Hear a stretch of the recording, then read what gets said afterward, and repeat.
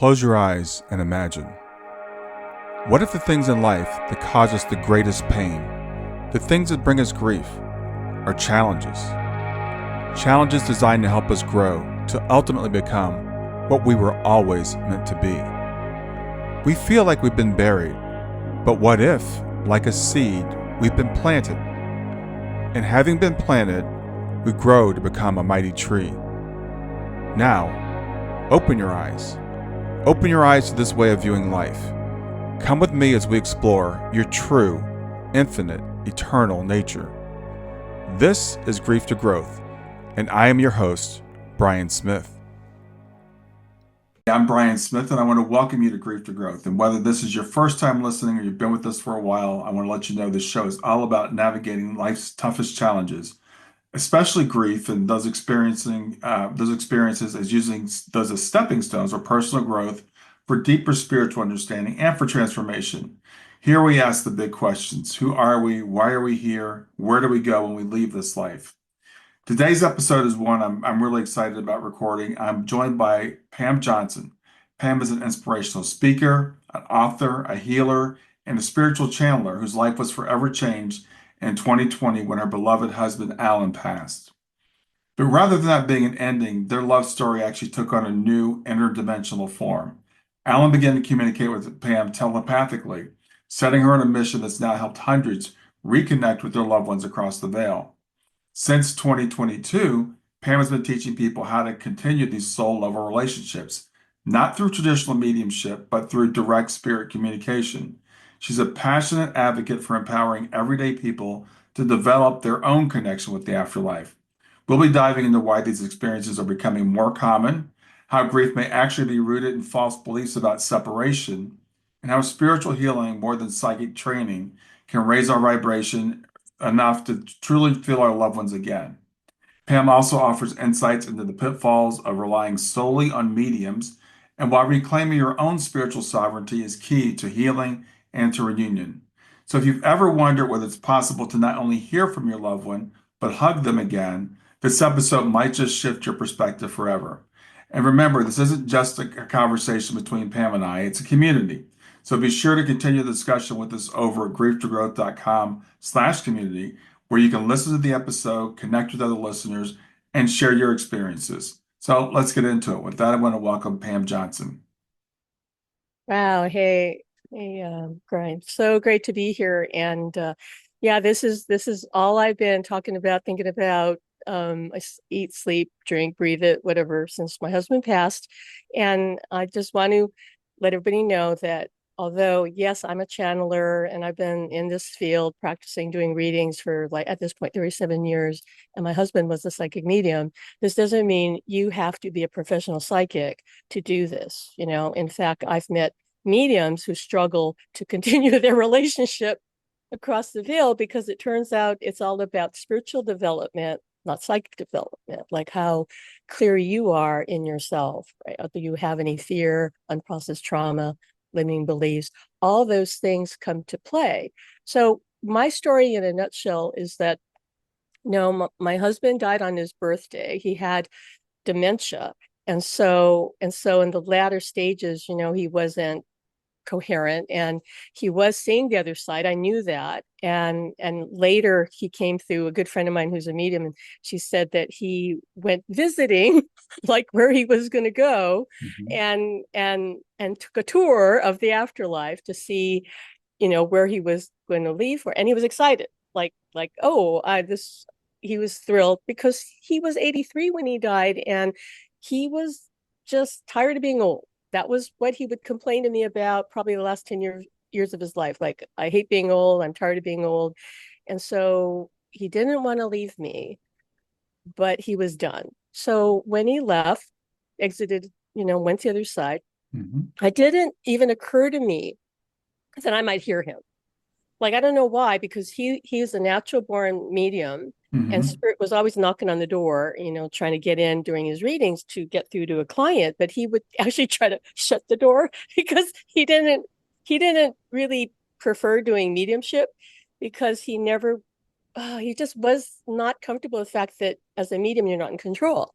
Like they don't always want to come through. And so he didn't want to disappoint clients. So he would rather do pure psychic readings, and he was extraordinary with that. So we had a worldwide client base, and he would just like to do readings. But nevertheless, when you're a natural medium, they just come tapping on your shoulder. And so he would sometimes share a message. So when he passed, though, I never occurred to me like, oh, I'm going to hear from him. I mean, really, I had no idea. But I immediately heard him in my head, and he put a song in my head the morning after he passed, and that Mm. song was the theme song from the movie Ghost, if you've seen that movie, right? Like Unchained Melody. Oh And yeah. it's the right, and it's the orchestral version, because that was the movie that we had seen together for the first time. That was our first movie together. So it kind of was a preordained thing. Like, this is what's coming. And so he put that song in my head, and it kept playing, and I go, okay, I better go. I'm going to go find that song on YouTube, because I didn't own the song. So, and then I started hearing him, and he said, we're not done. I want to continue our marriage if you're open. And he was worried because, in his own words, he says he had been a rather shitty husband.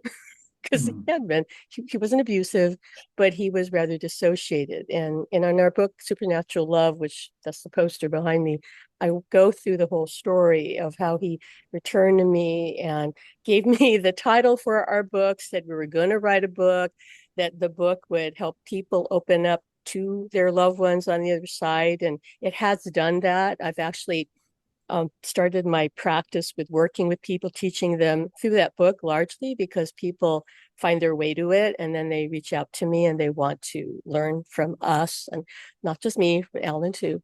Mhm. But in those early days, when he had just crossed over, I had to process a lot of my resentment, my buried anger, and I had no clue. I didn't realize that I was so resentful toward him for how he had rather been neglectful. And Mm. so I had to process all that. It took a while, but I knew he was with me, and I didn't get as many signs as I see some of our students get. Some of their signs are just blow your socks off. But his was more subtle, probably because I am a channeler, so I could hear him, and I had to process my resentment.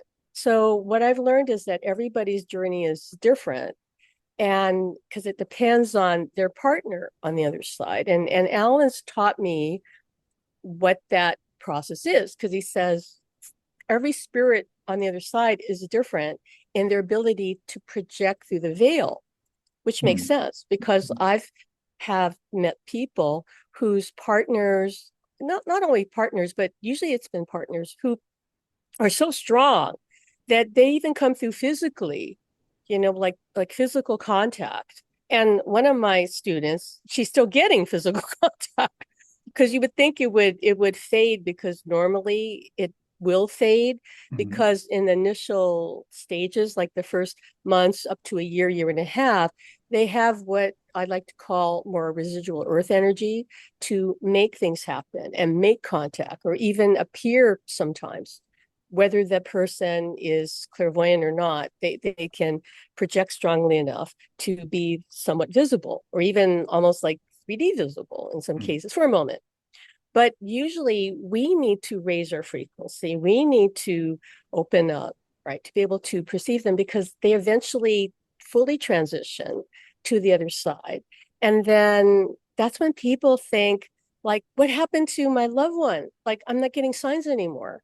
Like they Mm. used to give me signs, but it can very well be that they just fully transition. So that it's not as easy for them to make things happen here, right? Okay. And so if we learn to open up and develop ourselves spiritually, it's not about being psychic, because come on, we're born psychic. We're all souls, and the soul is 100% psychic. It's just that we've been fed a lot of baloney about, that's not real, or you're not seeing things, you're seeing things, you're crazy. And so people shut it down. But our natural state as children is to be completely intuitive and pick up on what's going on. And kids just aren't disconnected from that yet.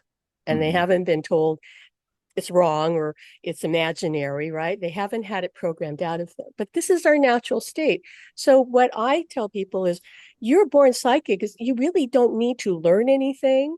A class can help, but you don't need to learn anything. You need to unlearn what you've been taught that has prevented you from accessing what is your true natural state. That's all it is. And so I see that with people as we start like removing those layers of limiting beliefs, their frequency rises, they start trusting and believing, and they're creating their relationship because it's a co-created thing.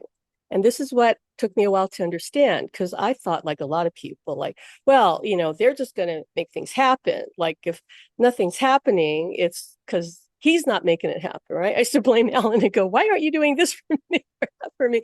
And then I later realized, wait, I'm creating my experience in this reality. So why am I not letting it in? Why am I blocking it?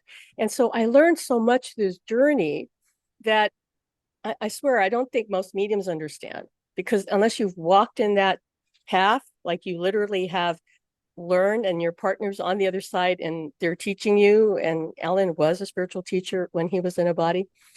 So, it's something most people are not going to figure out, because you got to be kind of down in the trenches. But it's been the most extraordinary journey.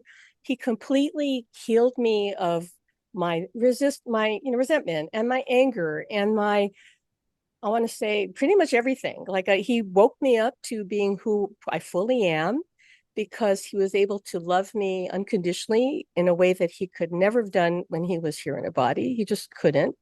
And so now I just feel his love wrapped around me all the time. But my main purpose for speaking with you and your audience here is to let people know, like, this is not some rare thing that only a few select people can experience. This is definitely a revolution of consciousness, an awakening. Grief can be an awakening of your soul. Okay. It's not about like picking up the telephone and saying, I'm going to talk to my partner or my loved one or my child or my sibling or my parent. Okay. It's not about that. You got to do the work. You got to identify what are your blocks? What are your limiting beliefs? You've got to love yourself unconditionally as they love you unconditionally. But here's the good news. Their love for us, as we let it in and connect with us, right? It will help us evolve. It's going to help us evolve. It's going to be a process, though, because that love is going to illuminate and bring to the surface what doesn't match it. So this is where my program comes in, where I work with people and I coach people. I have a group coaching program, and I work with people and teach on this subject and show them how you just have to identify, like, what is your limiting belief and let it go. But the more you let the love in and let the transformation process unfold, you actually start not only being able to perceive your loved one in whatever way they're able to come through, but your life gets better because you step into being who you truly are. Because most people are not doing that. Most people are living this tiny, scanty portion of who they truly are because they're burdened with all these limiting beliefs that they took on from their parents, from their friends, from society, from teachers, right? And they have no clue. Like they're walking around with these beliefs that define them, that weigh them down, because beliefs that don't belong to us feel like burdens. And they don't understand, like, wait, I'm here to be my true authentic self, which may mean I've got to unload these beliefs that I took on from my parents. I can still love them, but I don't have to align with their beliefs if those beliefs don't match my authentic self. So it's been just like one thing after another. It's always getting stronger. Um, I find that the people I work with, if they open up to this, their intuition just starts coming in. And most of all, they feel the presence of their loved one on some form. And it's very healing and comforting. And most importantly, they just start being comfortable just being who they are. because that's really our purpose for being here. It's if we accomplish some great goal, right? That's fine. But that's not the purpose of existence. The purpose of existence, as the other side has told me, is to be your true self. Because when you are your true self and they're aligned with your higher guidance and you're living authentically, then you're on your path. And then whatever you do is serving other people, because the greatest gift is your own vibration that's aligned and whole and just connected with love, right? So this is why I kind of try to help people see that grief is this opportunity of awakening, of becoming whole again and becoming you, the real you, that chances are people aren't being. And if they are being the real them, then they don't even need me, right? And they can probably like connect with the other side, and they're living a life of abundance and fulfillment, and they have harmonious relationships with other people. So they don't need me. But I would say most people do need this or something like it, right? Yeah. To evolve, to go to the next level. And I believe the time we're living in, yeah, it's very chaotic. It's it's a time of crisis, but always in the times of crisis, there's always transformation, because this is how it works. And as I was telling you earlier before we started our call here, our meeting here, you know, the spirit world always comes through stronger when the planet is in crisis. And mediums know this. And the last time they really came knocking on the door and made themselves known was, if you remember, back in the 1900s with the Fox sisters in New York, and they started hearing the raps and taps on the wall, and that launched the spiritualist movement. Right now, you could question whether they were real, authentic, whatever. There was a whole controversy about that, but there's always been controversy about mediumship. But you can't deny the fact that from then on, spiritualism started to grow, and Right. it really took hold, especially in England, where Alan was from. He was born in the slums of London and was always a natural born medium and felt spirits around him. But the spiritualist movement happened, according to their side, because they knew that we would need help. And they said that they always do that when we really need help. And I think this is what's happening now, because I've been meeting what I would call ordinary people who have maybe, in some cases, have no interest in spirituality. They're just living their life. Like I met a woman who is hardcore Christian, and she started feeling her husband around her, and he was like touching her, and she was freaking out, going, "What the?" Because it completely contradicted her belief. But she knew it was real, and she knew it was him, Hmm. and it was undeniable to her, right? So she had to reconcile that, like, how can this be? And she finally had to agree, like, this is real, and I feel his love, and I feel his presence. So that, you see, just woke her up, because she just said, this is real. I know I'm not crazy. Yeah. But that said, that's not uncommon for people to reach out to me and say, I have all these things happening, and I thought I was crazy. Thank God I found your book, because I realized the same thing's happening to you. And then they meet other people through me in our community who are having the same thing, right? All different experiences, but still the same theme of connection. And they realize, I'm not crazy. This is real. This is extraordinary. I must have signed up for it, because, whatever happens to us is an orchestration of our soul, of our higher self. So there are no accidents. So I just see this fascinating, because when I wrote our book, I thought, oh, well, I'm probably like the only one having this, because I didn't know anybody besides me. I just said, I knew Alan said, let's write the book. We're going to help other people. And I thought, okay, we'll help other people do this. But I didn't think other people were already experiencing it. I had no clue. He didn't Yeah. tell me that. He just said, we're going to help other people who want to continue their relationships. So when people started finding me and telling me their stories, I said, oh my God, like, this is happening to a lot of people. Like, why isn't anybody talking about this? Right. And I find that really fascinating. and after reaching out to other spiritual teachers or podcasters or whatever, and I've been on several podcasts, but what I see, because I'm intuitive, so I can read them. What I see is, unless you've lost someone like you have, like of course your audience has, you don't really, that doesn't really interest you, right? It's like, oh Right. yeah, that sounds interesting, whatever. Like it's only somebody who's mired in grief, who longs for connection, that their ear's going to perk up, right? And I understand it. That's completely normal, Hmm. right?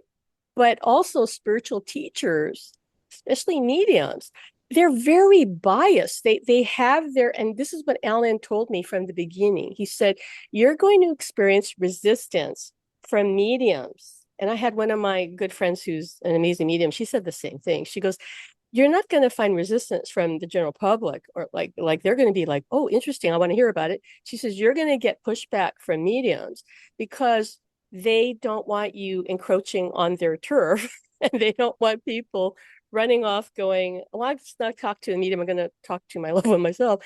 And if they can't teach them how to make that contact, then why would the medium even necessarily want to encourage that, right? Because if they told their client that, the client would say, well, can you help me? And maybe the medium can, maybe they can't, right? So I said, really? We're going to have, you know, resistance from them?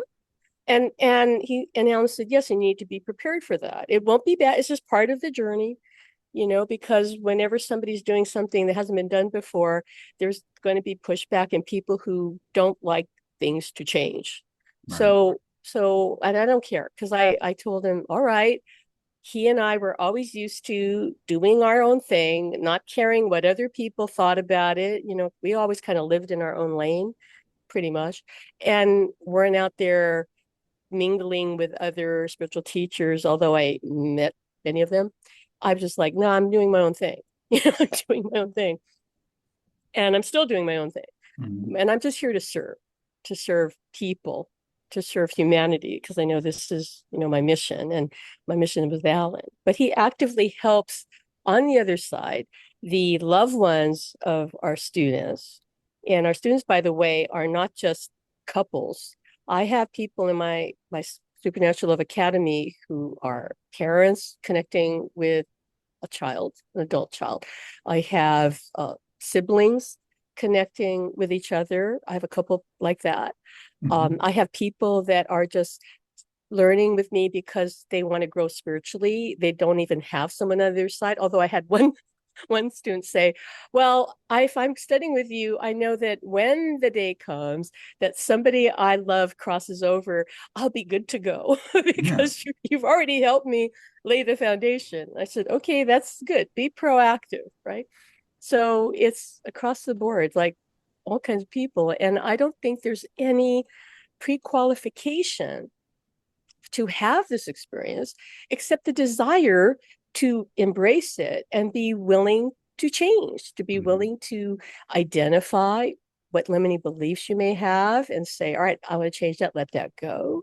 And I have a lot of processes that I'm coming up with now that we're going to teach more to help people make that shift, especially because now the energy is so dense on the planet with everything going on. Here we're talking in April of 2025, putting a Hmm. marker there saying like, oh, what's going on in the world economy? What's going on politically?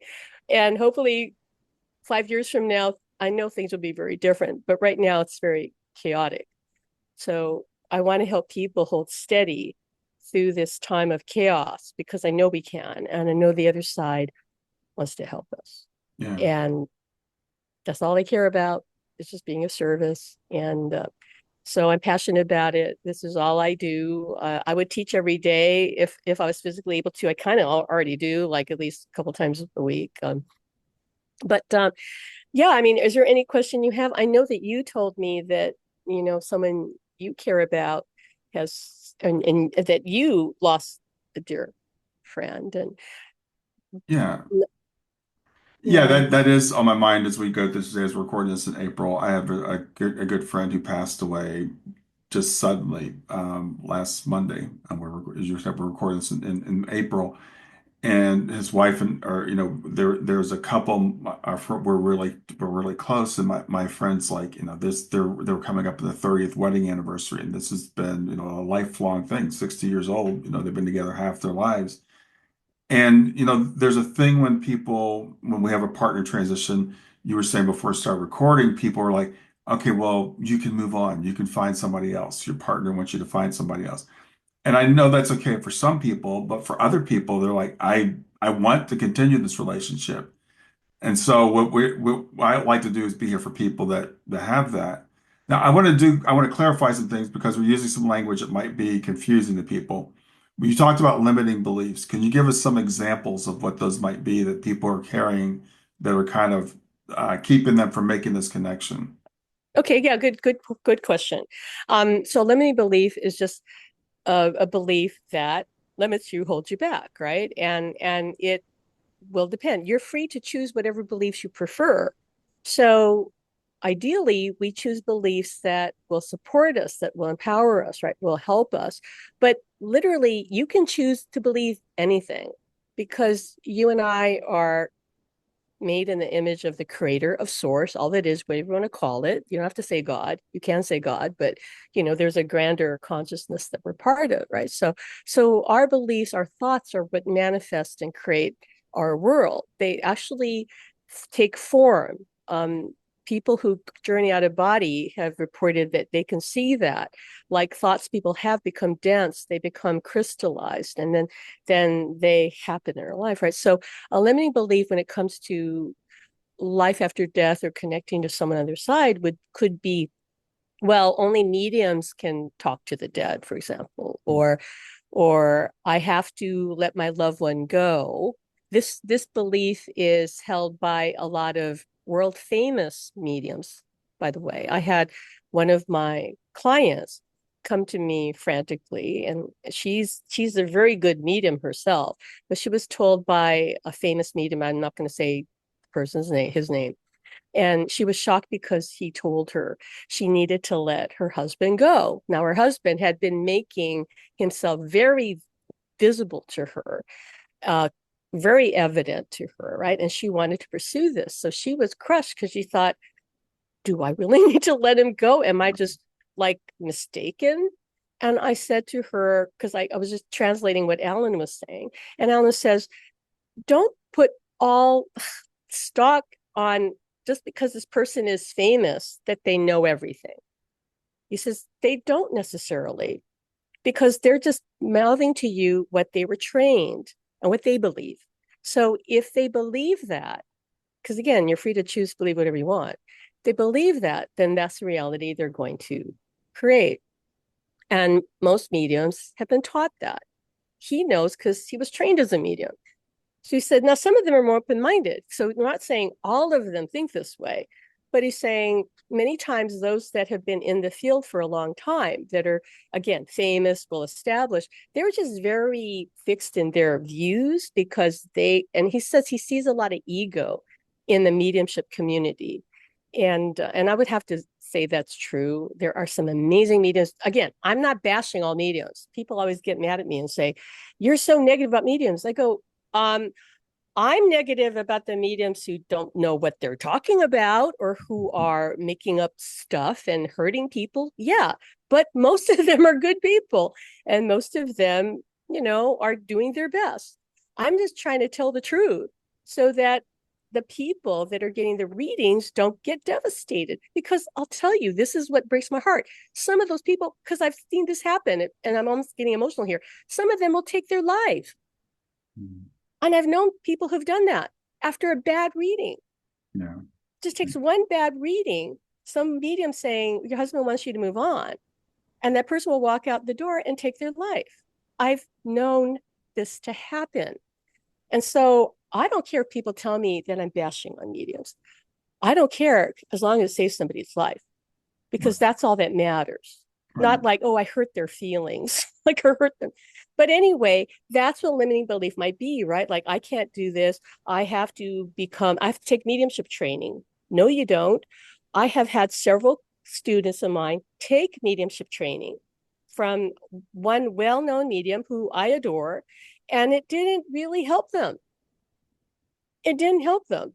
Okay, Right. because they had to dig down and say, okay, what am I still resentful? They didn't do any emotional work because most mediumship training doesn't do that.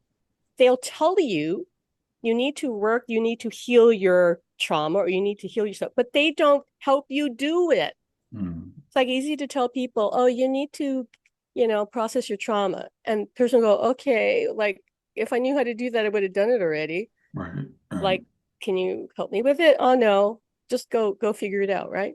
That's what most psychic development teachers will do because they're not healers. Well, they might be, but maybe they don't. Alan says they don't have an Alan on the other side Yeah. because he's helping their partner. And I've had people even tell me, like some of my students would go to a medium and the medium would say, who's this Alan guy on the other side who's with your loved one? Yeah. or what's going on? And so I get confirmation that he's working with them. And I've even heard mediums say, yes, the spirits on the other side don't all know how to project. That's something that they need to learn. So Hmm. Alan said he holds a class over there. I know it sounds really wild, right? Like to the average person out there, like, Hmm. what? Are you Yeah. kidding? But he said, yeah, they have to learn, and they're all at different levels Yeah. because as souls, we're all, at different levels, aren't we? We're not like all enlightened when we cross over. So that's what I mean. Like you have to identify, like, why do I believe that, or why do I believe the afterlife isn't real? Because you have to trace it back. Like, where did that come from? Like, where did it come from? And I tell people, you want evidence of the afterlife, then just be open and say, okay, I'm gonna explore it. Like, what harm is gonna come to you? But if you're afraid, then okay, you have a limiting belief that something about this is scary. So you may have to dig deep and go, where did that come from? Right? Like, was it from childhood? Was it Hmm. my parents? Like I worked with one woman because I have a process called the Bridge to Heaven, where I actually guide people to make contact in the session. And only two kinds of people don't make contact. One is a person who is very controlling. They try to control the whole experience. And then that can't get them to let go of control. The other one is somebody who's very fearful. So this gal that I was working with, we were making a little bit of headway, and we finally identified that she was terrified of the other side. And I said, okay, why? She says, oh, when I was a little girl, and I think she was from like Southeast Asia, she said her mother would say, if you're bad, the spirit under your bed's going to get you, something like that. And she forgot about it. And she goes, oh, yeah, I think I'm really scared of what I might be opening up to. And I said, well, all right, we have to clear that first. Because again, that's her limiting belief, right? Like, Yeah. okay, I'm scared of the other side, but she wasn't consciously aware of it until we kind of worked it deeper and go, where's this coming from? Do you remember? Yeah, my mom used to like try to control me by saying this being under the bed was going to get her if she didn't behave. How crazy is that, right? So that's an example. Does that answer your Hmm. question? Yeah, well, it's funny as you said. It sounds a little bit crazy, but and the thing I was thinking about is religion, and I think you touched on this earlier. Religion can be a limiting belief. We've been Oh taught yeah, yeah. do not speak to the dead. Do not consult with mediums. So I'm sure you've run across Oh, that. absolutely, absolutely. But we have to remember, like right now, thankfully, we're living in an age where the truth is coming out, where people are beginning to realize, wait, religions were always in place to control people. It's all been about power and control. Started off with good intention, like Mhm. many things do. Of course, Jesus had good intentions, right? But from what I understand, Jesus didn't want them to make a church. Right, right, He wanted them to go, share the good news, right? Like exactly. go work with the people. It's not like Right, go build me a church and then collect all the money. It's like it's humans that interjected that. right. So people are being understand that wait, some of these beliefs didn't come from God because this what cracks me up. People say, well, I don't know, that what you're talking about or is channeled or this person is channeling this other thing. And I go, what do you think the Bible was? Do you think all that information just landed here Yeah, untouched through a human consciousness? Do you think that the human consciousness at the time of Jesus was so evolved that they could just purely bring it through? You are living in a fantasy world, you know? It you don't know what parts are accurate or not. Alan and I studied with Willard Fuller, Reverend Willard Fuller. He's long passed, but he used to do these teeth healings, really fascinating. And he believed that that Christ's power or God's power should be able to be demonstrated. So it Hmm. would show that you could change somebody's healing from metal to gold. And he did that. And I was guided to study with him. We went all the way to Lloyd, Florida, and studied with him for 5 days, and Hmm. he just taught about the Bible, like the true perspective. And he'd have people coming to study with him from all over the world. So we were in this class in his home, and he just taught us and said how so much of the Bible has just been misinterpreted, and he was a beautiful soul, beautiful man. So I got to understand what it was really about. But yeah, but most people don't get that different preachers maybe, or different religious groups, right, that they just co-opted what works for them. And again, it's about money and power and control. Yeah. And and and they, not saying they don't good work at the same time, but that's the human condition, isn't it? Like, it's not all bad and all good, because we're here to experience the contrast. Right. So you and I will make mistakes, and we will hurt people unintentionally, hopefully, right? Yeah. And then we'll be Absolutely. hurt. And we realize, wait, I came into this world to experience that contrast, because I can't not experience it on the other side where there's only love. But in the contrast, we get to learn. And one of the most powerful ways to learn what love is to experience what love is not, right? What is the absence of it? Or one way to really supercharge your own self love is to have it denied you, which sounds like a paradox. Like, wait, like, so if somebody doesn't love you, you're going to learn to love yourself. Well, yeah, because you're now relying only on you. Like, I don't care if they don't love me. I love me. Hmm. That's all that matters. Yeah. I love myself, because, as I'm sure you and I understand, the whole world could love you, but if you don't love yourself, it doesn't mean anything, Right. Right. because love is an eternal internal experience that then is externally reflected back to us, because reality is constructed that way to mirror back to us what we believe inside our heart. So it doesn't matter. All these people saying, I love you. And you just think, well, they're lying. I fooled them. Like, they don't know the real me. If they Mhm. did know the real me, they wouldn't love me. All of those limiting beliefs, that negative self-talk, right? People's self-concept is really low. Like, they just don't believe in their value. So my heart goes out to you and your friend's wife, who just lost her husband. Aaron and I were married about 30 years. And so I understand that he died when he was 83, but there's a 15-year difference between us. So I'm going Mhm. to be 73 this year. And I've already told the universe, I warned our son, I go, I want to pass on my 83rd birthday like your father did. Oh, wow. That's I don't know if that's going to happen, Yeah. but I already told our son, just have a big party for me, okay? Because I know when I'm going home is I'm going to be having a great, huge celebration. So, Yeah. but I'm not in a hurry to go, because I know I'm not done yet. So what's your relationship with like with Alan now? Because people, I think, we know people in the physical, right? We know bodies and stuff like that. And it's really difficult when someone's passed on, left their body, and you say, okay, well, now you can form a new relationship. What does that look like? What is it? Do you, Okay, do you, good do you question. talk to him? I Good, mean, good question.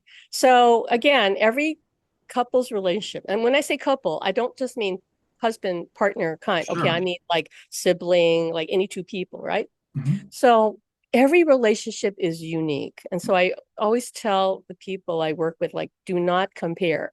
You cannot compare. You are unique. Your, let's say, frequency is unique, right? Your ability, your spiritual abilities, or whatever they are, and all that can be developed, but you are who you are right now. And then your loved one on the other side, they are who they are right there, right? So some of them, like I said, came through strongly to their loved one and different, but they're all different. Like Right. I've had people in my academy, and mostly the ones that are having this really intense physical contact are partners, like spouses, but like physical contact, some of them are having. Mhm. A lot of times it's energetic, like undeniable, like you get chills or heat or pressure or tingles, or I've had people feel like their arm wrapped around them. Mhm. Sometimes many of them are starting to see their loved one like clairvoyantly, like maybe for a moment. I've had people say they see them like 3D for a moment. I've seen Alan holographically on occasion, but I see him clairvoyantly primarily. Like I just see him. I just know that's him. And it's funny how he presents because he'll look so crazy. I'll go, well, I know I'm not imagining that because Mhm. why would I imagine you that way? And I also know that the physical mind doesn't make these things up, not that way. Mhm. Okay. And I help people understand that your imagination is actually the doorway to their side. So you need to use it because it's not Mhm. going to happen through your physical logical mind. If I told you to imagine, for example, for you to imagine your friend who passed, okay, that would be you deliberately using your mind to do it, right? Mhm. Like you'd like remember a memory of him, right? Mhm. So that's you. You're creating it, absolutely. But if you were, I don't know, watching TV or brushing your teeth or something, and he flashes in your mind, right? You're not thinking of him. It's just like you get an image of him in your mind, right? That's him Mhm. because they can easily project that way, and they do. And if he's around you, you're going to pick up on it because most of us are opening up and becoming more sensitive without even trying. And so people are having these experiences and then they shrug it off. They go, "Oh, that's weird. I wonder what that was," right? But I know would be more open and aware and say, "Oh, maybe that's him," Yeah. right? And what Yeah. I tell people is if that happens, if you can, stop what you're doing and connect. Mhm. It's Yeah. like they came knocking on the door going, "Hi, I'm here." Like, when you go, "Oh, okay, what's going on?" Or just at least feel them, right? Do Yeah. whatever you feel your imagination, which is your guidance. What does your imagination tell you to do? "Oh, I think I'm just going to tune in and just feel this energy." "Oh, I think I'm going to ask a question." Whatever. It doesn't matter. What Mhm. matters is that you don't let that fleeting moment slip through your fingers and just shrug it off and go, "That's just strange." Yeah. Because that's like closing the door to them. Not that they're going to get upset because people always tell me, "Oh my God, is he mad at me because I'm not paying attention?" I go, "No." They know that our world that we're living in is people are so distracted. They understand it. There's Yeah. only love for us, but they're like, like she's not listening to me. Yeah. Or I try to get through and she's just thinking she's making it up. And I'll say to them, "But that's not what your logical mind does. Unless you're a person," and I know there are people like this, who just constantly like thinking and but most people are not like that. There are times when they quiet down, right? Mhm. Again, like when they brush their teeth or wash dishes or something. Right. And so pay attention when those things happen. Those are golden moments, opportunities that you want to miss. So I teach people, coach people on this, and they start paying attention and they go, "Oh yeah, I felt my partner, I felt my sister, whatever." And then it builds because now you're saying yes to the other side instead of "this is weird," which closes the door, and it gets stronger. And I tell people, don't take this the wrong way, everybody, because a lot of people think, you're crazy making this up. But you want contact, you got to go all in and be delusional. Be delusional. That doesn't mean you're crazy. When I say be delusional, I mean say, "I hear you, I feel you," like even if it's not happening yet, like you affirm it. So I'm a big believer in affirmations and Mhm. just affirming it because your words create. So if you have doubt, that's okay. Just affirm the positive because eventually your words of positivity, the words that affirm your connection and their existence will get stronger. Because here's the thing that people don't realize. Because you and I are souls and we are made of love, when we affirm positivity like that, like I am loved and I still have connection with my loved one, that is the truth anyway. Yeah. So the truth is actually easier to manifest. If you're trying to manifest from your, because people do manifest negatively from their fear, okay, you can do that too. Sure. But because that's not really you, that actually, you know, falls apart unless you keep being negative. But the Yeah. universe backs you up on whatever you choose to believe. If you choose to believe negatively, you're going to get the negative. You choose to be positively, you get the positive. Whatever you believe, it's like the universe says yes, yes, yes. So Yeah. why not say yes to connection, to your evolution, to you stepping into being the love that you want? Why not say yes to what you want instead of what you don't want? Yeah. Yeah, So I like to share a little bit about what you just said because for me, Shayna's, it'll be 10 years in June since Shayna passed. And for the first several years, people would talk about connection. And people would ask me, do you get a connection with your daughter and stuff like that? And I thought, okay, well, no, I don't feel her touch me. I don't hear her voice. I have had a couple of dream visits. And then I did do a little bit of mediumship training, and I realized a lot of it is it feels like you're using your imagination. We do these yeah, exercises. They would say, connect with, so and so. And I would just make something up. And they're like, oh, yeah, that happens to be right. And I'm like, oh, so that's what it feels like. And so for me, with Shayna, it's kind of like you said, the picture you see behind me is actually, we have one in our foyer, the exact same picture. And when I open the bedroom door in the morning, it's the first thing I see. And I say good morning to her. And yeah, so she's part of, I make her a part of my life. And so that's the way that we continue our relationship. And as you said, I hear other people say, again, my loved one touches me or stuff like that. And I don't get that. And that's okay. Ours is different. yeah. Your relationship is going to be unique for you, and so Right. everybody's staying in touch in whatever way works, and it can also evolve. Hmm. It can shift because I've worked with people who had minimal contact or some, and then it just gets stronger because Yeah. we're always growing and evolving.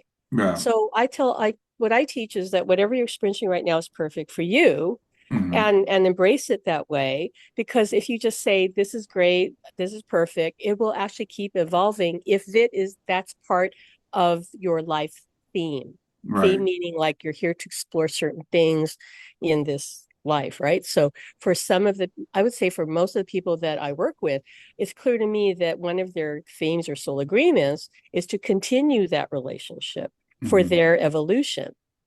Not just to heal their grief, not just to continue the relationship. I mean, that Alan says is kind of like the carrot dangling in front of us, like, come here, come right this way. You're going to reunite your loved one, and it's beautiful, and you can't have that.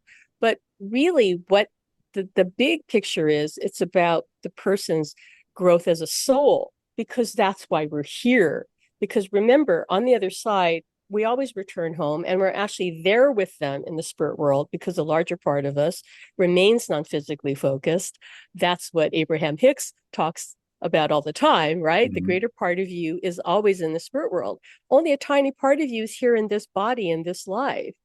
You're living in other parallel lives at the same time because everything's happening here and now. That's why Hmm. I teach a lot about the nature of existence in my classes, because people understand the nature of reality. Then it's easier for them to understand, okay, then I can connect with my loved one because I am already connected. Right. I'm just thinking that there's some big gap, right? That they went somewhere far away. When Hmm. no, I'm sorry, everything is right here, enfolded. Like realities are all like entwined, right? And it's a question of you shifting your frequency closer Yeah. to theirs. That's all it is. It's not like they're on the other side of the universe, like the universe is right here. So so yeah, it's but whatever the relationship is perfect.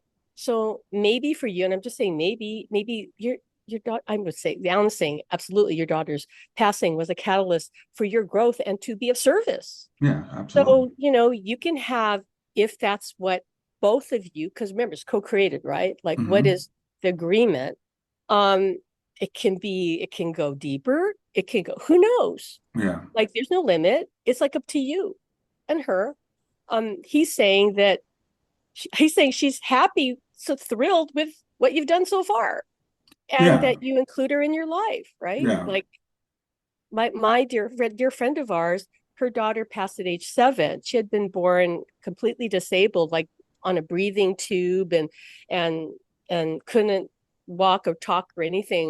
I don't remember her condition, but Mm. she had led that life for 7 years, but she taught her family so much Mm-hmm. about compassion Hmm. and about intuition, because her mother had to connect with her psychically to Right. understand what her to meet her daughter. So when the daughter passed, she's like so much a part of their life. Like when they go out, they constantly see signs. They're the siblings like hear their sister, like she's watching out for them, like she's talking to them. So, that was their path. That Right. was their journey. But they know she's alive and she's very much evident. And they're so happy that she can engage in life because she wasn't able to when she was in a body. Yeah. She couldn't ever get out of bed and she Yeah. couldn't open her eyes. So one extraordinary experience and journey they went on. So I try to tell people to see that, that was that soul plan, Right. was to have this experience and not look at it like it's such a tragedy, because clearly her daughter, and I know her daughter, Ellen says on the other side, her daughter's a highly evolved soul. So she took on this Oh harsh yeah. kind of Yeah. assignment, so to speak, right? Right. And many people do that.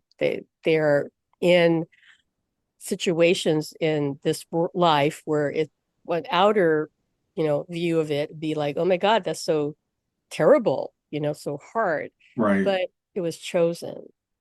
Yeah, So yeah, well, it's interesting as we're saying this. We're starting to figure this out about autistic people, and this has become a big thing. It's become, especially in my life, because I had this series of things come along with my podcast. I interviewed 3 people like almost in a row who were involved with autistic people. Two were mothers, and one was a teacher who was teaching a boy who was minimally verbal.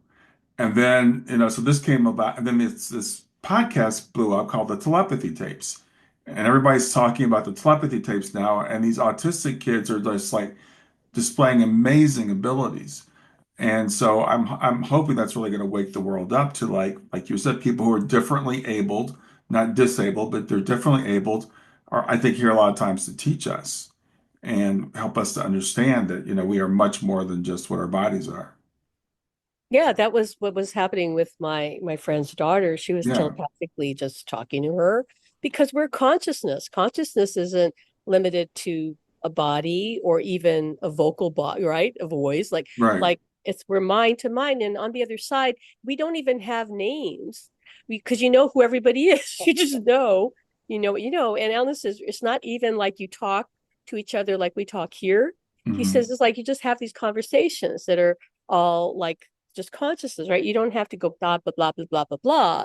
And so a lot of times I tell people, just be aware that your loved one sometimes is just talking to you more in that way, more through emotion, more through just giving you the knowing of what they're trying to say. Mm-hmm. So they can talk like you and I are talking.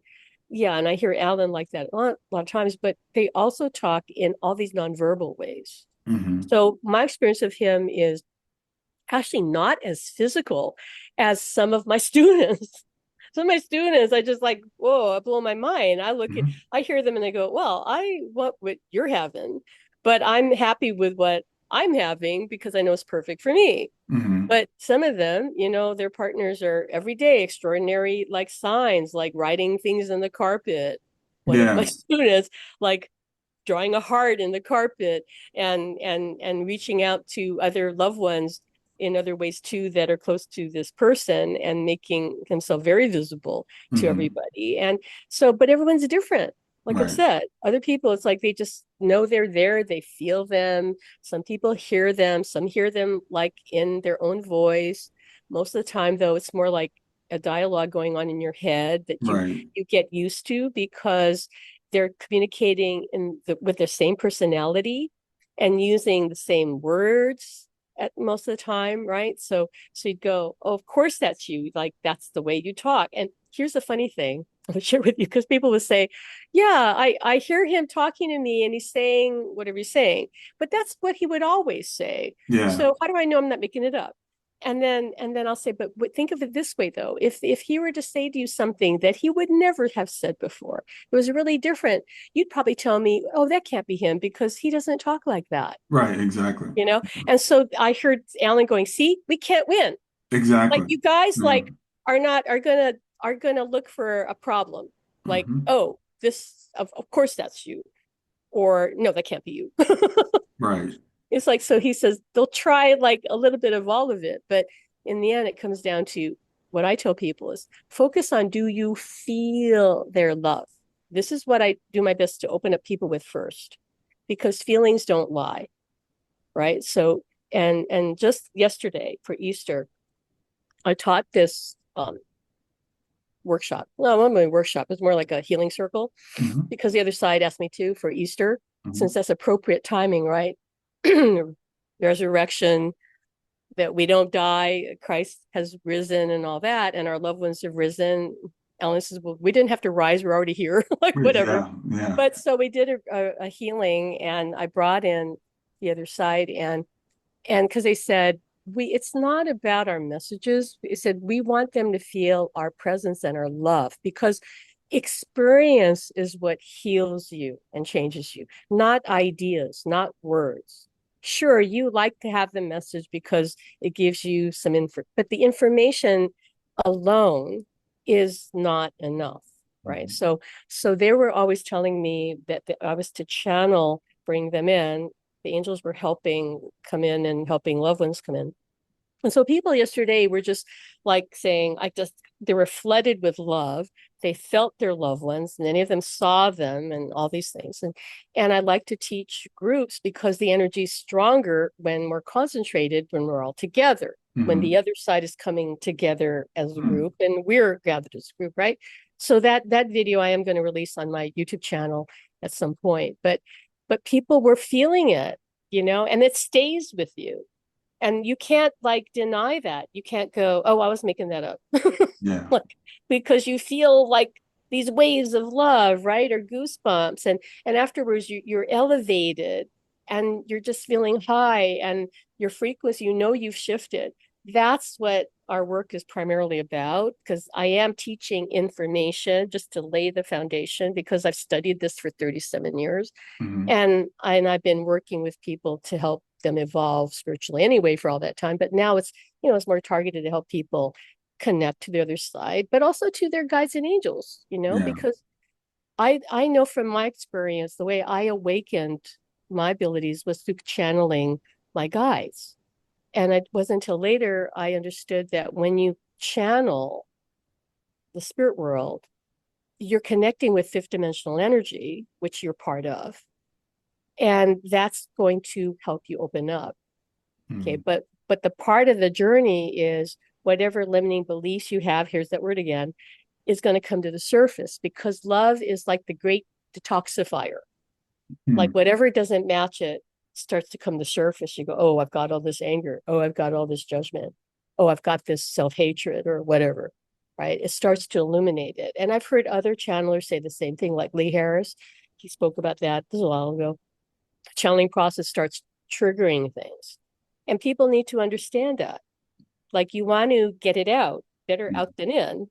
Like, Right. this is toxic, you want to get it out, because then your energy is clearer, and you're not only have a easier time connecting, you're going to be happier, because now you're more, again, the authentic true you. Yeah.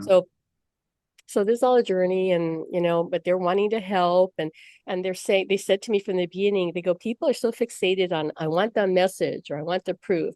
How about if the proof is love? Because isn't love the all that's important? Isn't that the only reality? You cannot conjure this feeling of loving connection, because if you could, then everybody would just sit around going, snap their fingers and conjure it. No, it's a co-created thing when you're Mhm. the one that feels like kind of lost, Yeah. because you don't have it. You're kind of pinched off a bit from your beliefs.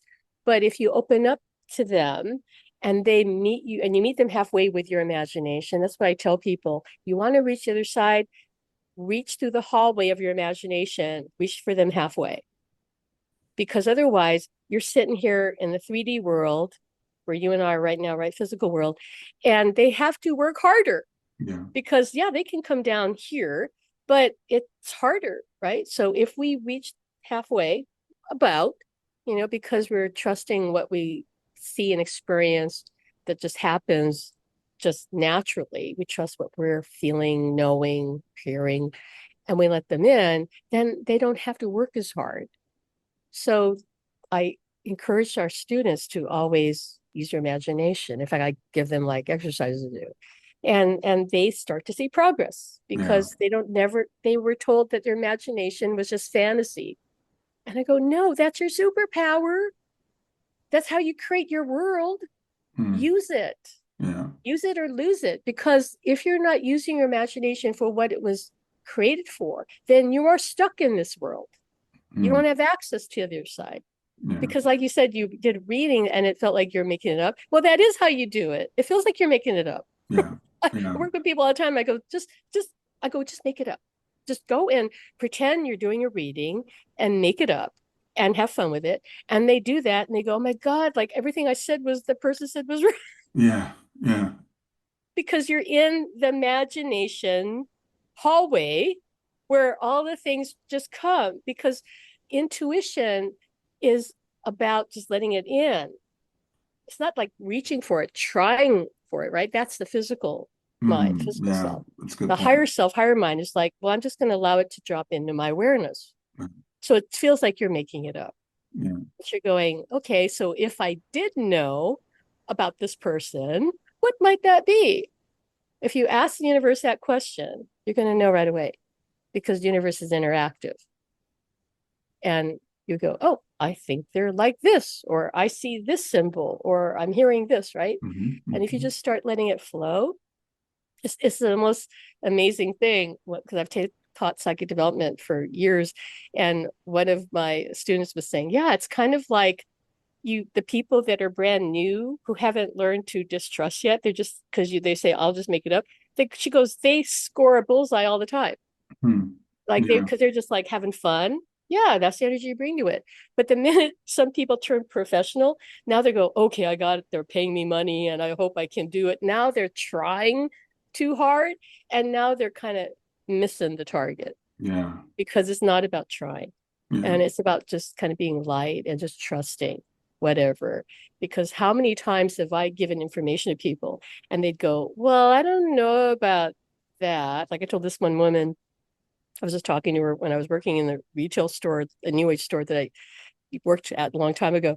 And I was talking to this woman and I could feel her husband around her. I mean, her father around her. And he had passed. And I said, oh, did your father wear baseball caps? And toward, toward the end of his life, she goes, oh, no, like, I know what you're talking about, right? I go, whatever. I know what I saw.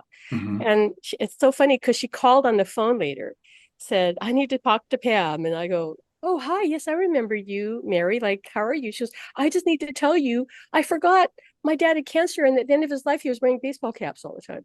Yeah. Yeah. So I just said, I saw it fleetingly in my mind, right? And I said, I could feel it was him. And that's what it is. It's like just trusting what comes because he clearly just wanted her to know, hey, I'm here. Yeah. No other message. And she at first said, no, I can't accept that. And so Alan has always said to me, just say what you see or hear and leave it. Like, who cares? You just say, all right, just don't doubt yourself. Yeah. Because there's a reason that popped up in my clairvoyant vision. Hmm. And my job is just to share it. Yeah. Share it. And okay, now he's showing me I got to give this to you because he's saying, what I'm seeing is like angel wings around you. So I don't know if you know that there's a lot of angelic presence with you. Are you Hmm. aware of that? This can also be your friend, by the way. Not really aware of it now, but it's interesting. You said angel wings because we have a painting in our family room that Of my angel wife wings? bought. It's a little girl. Well, to us, it's a little girl. It looks just like our daughter, but the Oh, artist who painted it did not know Shayna, did not paint it to be Shayna, but it's a black girl, halo, wings, and everything, and that's in our family room. So did they paint it for you? No, my wife found it and Oh, said you this looks like found it. Shayna. So yeah, She found it, and then it reminds you of Shayna, right? yes, Like, yes, okay, yeah. okay. So, because I see angel wings behind you, like around you, Hmm. and Alan's saying that there are a lot of angels that work with you that are supporting what you're doing. And Hmm. so if you want to tap into that, you can. You don't have to. They're going to help you anyway. Oh, I would But like but to. they're like giving you ideas. And yeah, your daughter is one of them, Yeah, like because I say we're all angels, right? We're all everything. Because if we're yeah, all God, then aren't we everything? yeah. Aren't we angels? Aren't we everything, right? So she's with you too. Feel your daughter more tending to be on your right side, like Mm. she's on your right side. So there can be this energy that sometimes comes in. But and I know I'm hearing Alan saying that she's so proud of you and happy that you kind of like she's part of your life Oh in yeah, whatever way you want it to be. yeah, Okay. yeah. But she can do more for you from the other side. And I think they've all on the other side, they all want us to know that. Because when they're in a body, we are limited, right? We're in a 3D body Hmm. and can only do so much physically and even spiritually because we're here for the contrast. But she's doing so much for you and she does guide you and she puts ideas in your head, like I think all the time. Oh yeah. So it just comes in and you just kind of know that's guidance Hmm. and it's perfect because I feel like you just kind of flow with that. You don't it's not like something like for average person they'll go, well, that was strange. Like I said, like they don't recognize like, well, this is just how I live. This is just how things happen, Yeah. No, that's absolutely true. Yeah. right? This is Um, how I live. This is how I roll. This is how I am. yeah. It's nothing strange. It's nothing quote special, and yet it is special. Yeah. Well, Yeah, I tell people that it's a partnership, and that's why Shayna's picture is behind me. I would not be doing this without her. yeah, So it is. It's absolutely a partnership, like similar with you and Alan. Pam, we're coming to the end of our time. So yeah. what I'd like for you to do, we've mentioned your book and we've mentioned your program that you have for people. So remind people what those are again. Oh, okay. Well, the name of our book is Supernatural Love, a true story of love and life after death. Hmm. Um, Sorry, Ellen says I messed up the title. It's Supernatural Love, a story of life and love after death. Whatever, you know what I mean. Yeah. And that's the cover behind me, and it's on Amazon. You can get the Kindle version, the ebook version for just like 97 cents or whatever. We've practically giving it away. Hard copy, paperback, and hardcover. People love who once they get the Kindle, they want the hard Hmm. copy back there because they say that they can feel the energy more. It has helped people connect. It blows my mind that people tell me that they've read it several times.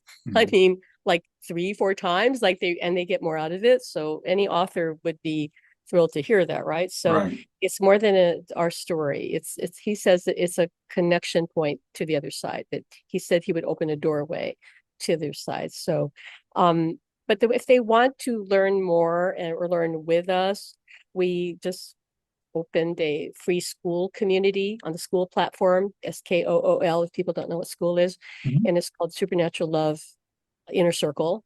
I am going to be launching a paid program that's going to house like all the workshops I've been teaching. At this point, I can keep count, just like 7 or 8 workshops.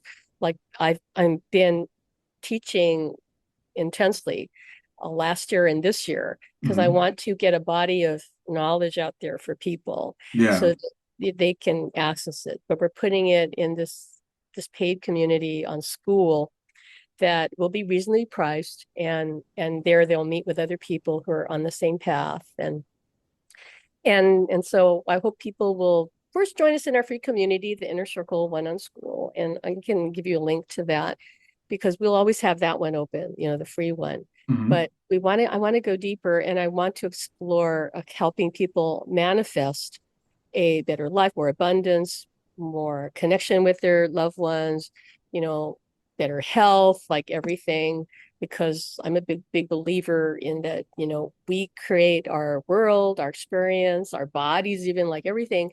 And so there's more power in numbers. So like working with people one-on-one, but the other side said, I'm here to work with groups. The bigger, the better. So we're turning everything, putting a lot into that new school platform, which I haven't again launched yet. But let's see. So yeah, they can learn more about me on my website, supernaturallove.com. That website URL was Alan told me to go and buy it when I Yeah. didn't even know it was available. So from the other side, he goes, no, name of it should be Supernatural Love, like our book. And I said, well, surely that can't be Right. available, like Right. supernaturallove.com, right? And I looked and it was for sale. I had to pay a pretty penny for it, but it was for sale. And he said, buy it. That's our book. That's our story. Like, just go buy it. There you So go. you can find us on supernaturallove.com. Everything you want to know about us is there, including one-on-one services. And but otherwise, yeah. And go to my channel. Our channel is Supernatural Love in the Afterlife, where I have 150 something videos, where most of them teach about connecting with the other side, your loved ones and guides and everything, because they're all connected, right? And tomorrow I am premiering, I think I told you, my first interview with one of my students who has an extraordinary relationship with her husband, who helps her Yeah. with everything in her life, and made himself present from really the moment he passed. He set things up so she wasn't as traumatized by his passing. So she has this amazing story of how he's just so present and he guides her in everything, and how she feels literally wrapped in his love like 24/7. Mm.